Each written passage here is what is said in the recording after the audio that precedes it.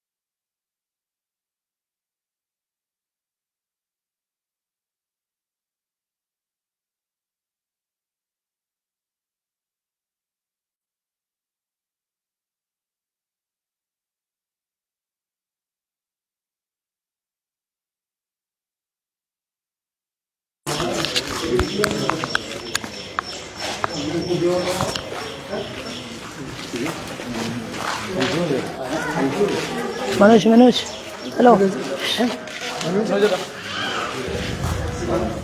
ഞാൻ മിണ്ടാൻ പറ്റുമോന്ന് വിചാരിച്ചു. എന്ത് വേണ്ടിയുണ്ട്? അല്ല നമ്മള് ഇലക്ഷൻ നാട്ടുകാരല്ലേ? ആ പുറത്ത് സംസാരിക്കാം.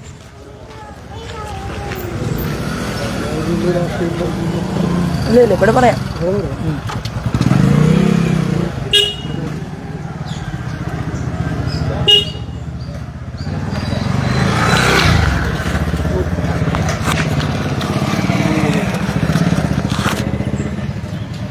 നമസ്കാരം.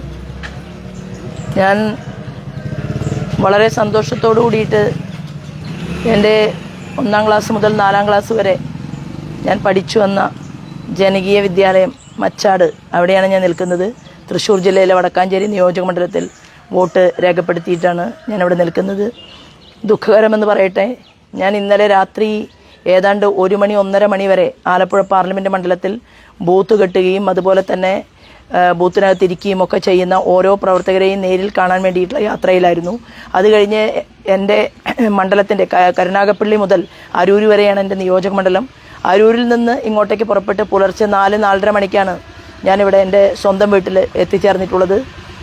എനിക്ക് 1 മണിക്കൂർ ഉറങ്ങുന്നതിനിടയിൽ എനിക്കവിടെ നിന്ന് രാജി എന്ന് പറയുന്ന എൻ്റെ കുമാരപുരത്തെ പഞ്ചായത്ത് പ്രസിഡന്റ്, ഹരിപ്പാട് നിയോജക മണ്ഡലത്തിൽ കുമാരപുരത്തെ ഭാരതീയ ജനതാ പാർട്ടിയുടെ പഞ്ചായത്ത് പ്രസിഡൻ്റായിട്ടുള്ള സ്ത്രീ, അവർ ആർത്തലച്ച് കരഞ്ഞ് വിളിച്ചുകൊണ്ടാണ് ഞാൻ ഇന്ന് ഉറക്കത്തിൽ നിന്ന് എണീറ്റത്.